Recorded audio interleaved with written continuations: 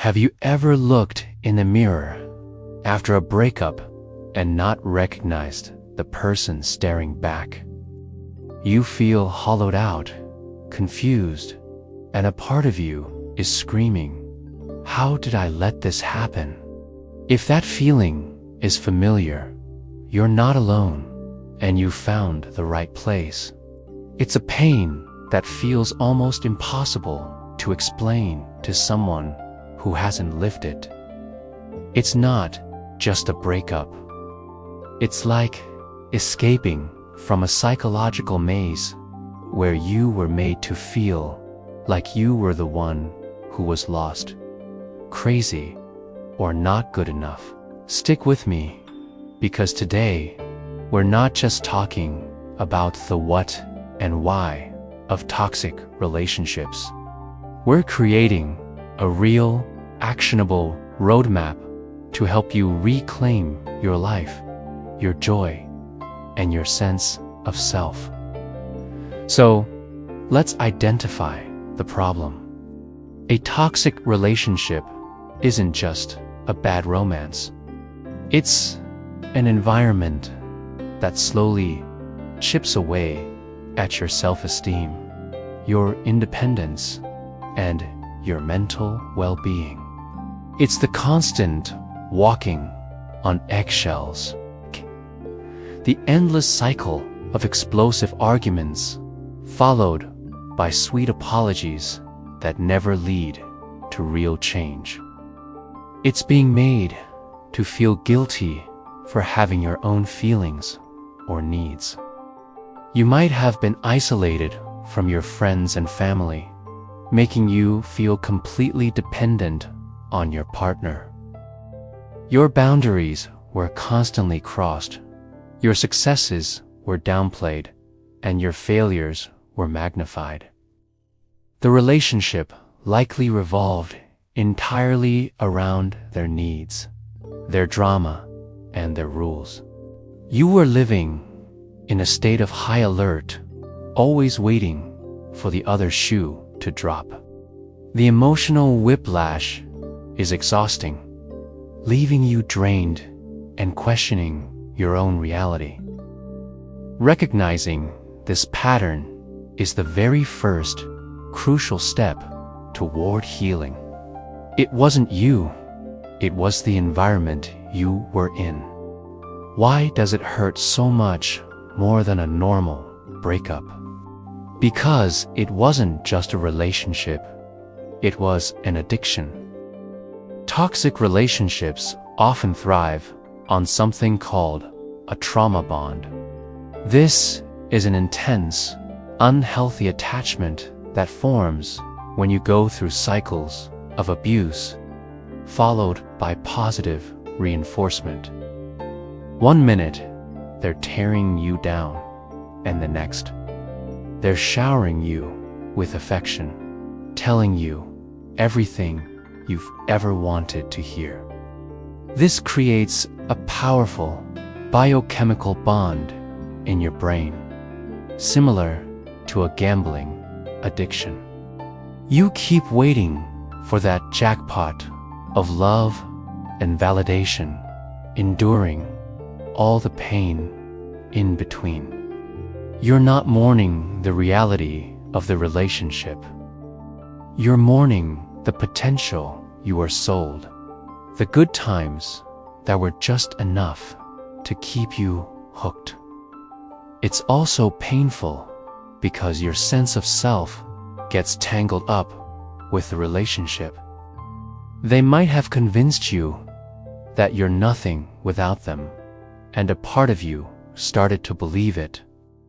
Leaving feels like losing a piece of yourself, even if that piece was causing you immense pain.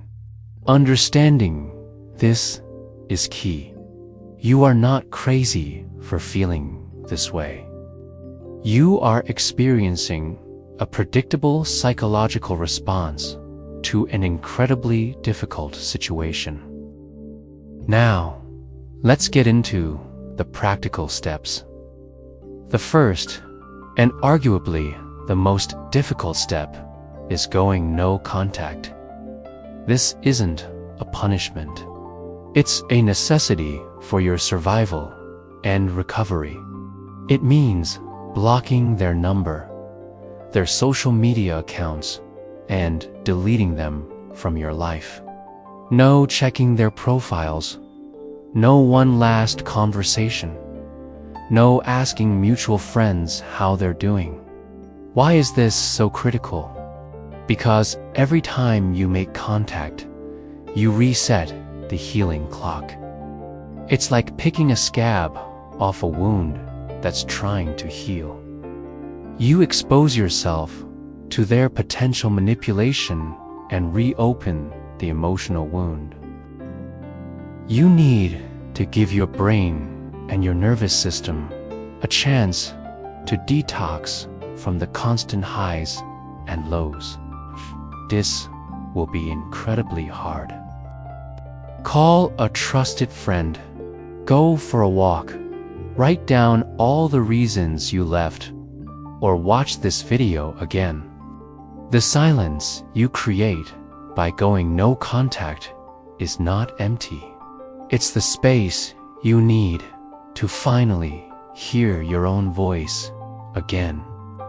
It is the ultimate act of choosing yourself. Once you've created that space with no contact, it's time for step 2. Reconnect with yourself. Who were you before the relationship? What did you love to do? What music made you feel alive? What dreams did you put on a shelf? This is the time to rediscover that person. The toxic relationship likely forced you to shrink, to make yourself smaller, to accommodate the other person. Now, it's time to expand. Start small. Go to that coffee shop you always loved. Pick up that paintbrush or guitar again. Reconnect with the friends and family you may have drifted from, the ones who love you for who you are. Spend time alone, not as a punishment, but as a date with yourself. Learn to enjoy your own company. This phase can feel awkward at first. You might feel lonely or unsure of what to do with all this new freedom. That's okay. Be patient. Try new things. Take a class. Join a hiking group or volunteer for a cause you care about.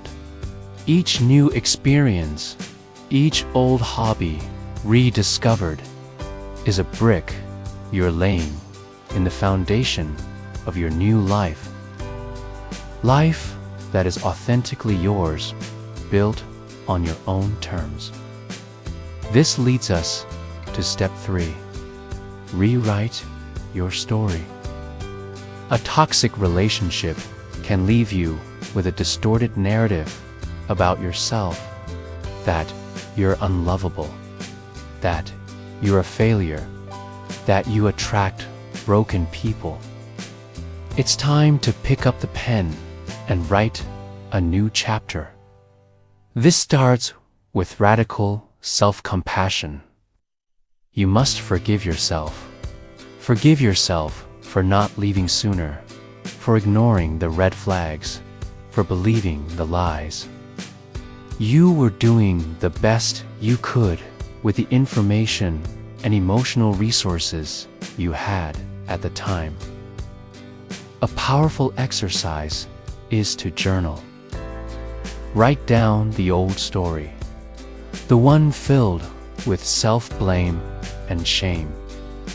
Then, consciously, write a new one, a story of a survivor, a story of someone who was strong enough to escape an impossible situation, who is wise from their experience, and who is now on a journey of profound self-love.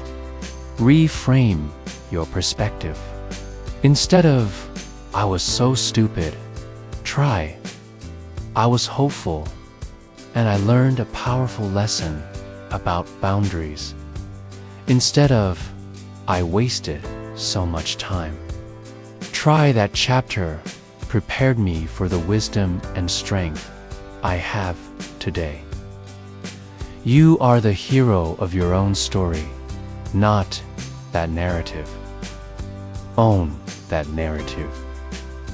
And finally, the step that feels the most daunting. Step 4. Learn to trust again. This isn't just about trusting a new partner. It's about rebuilding trust in yourself. You need to trust your own judgment again. The toxic relationship probably shattered your ability to trust your gut feelings. You were taught that your intuition was wrong. So, you must start practicing. Start with small, non-romantic decisions. Trust your gut about what to eat for dinner, which movie to watch, or which route to take home. Celebrate these small wins.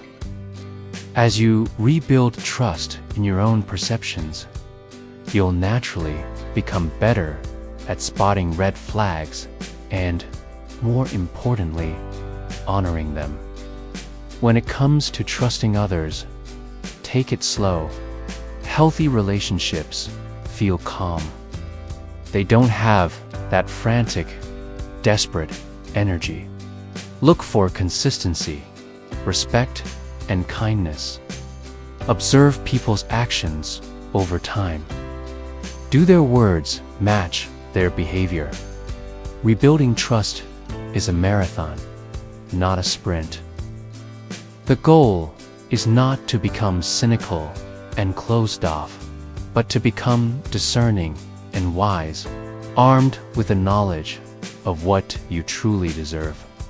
Healing is not a linear process. There will be good days and bad days. There will be days you feel powerful and free, and days when a memory sends you spiraling. Be gentle with yourself through it all. You have survived something incredibly difficult, and the journey back to yourself is one of the bravest things you will ever do. Remember that asking for help is a sign of strength, not weakness. A therapist who specializes in trauma can be an invaluable guide on this journey. You are reclaiming your life, one day at a time. You are worthy of a love that is kind, respectful, and safe, starting with the love you give yourself. Thank you so much for spending this time with me. If this video helped you, please consider giving it a like and subscribing to the channel for more content on healing and personal growth. And I'd love to hear from you in the comments. What's one small step you can take today to reconnect with yourself? Your story matters. Take care.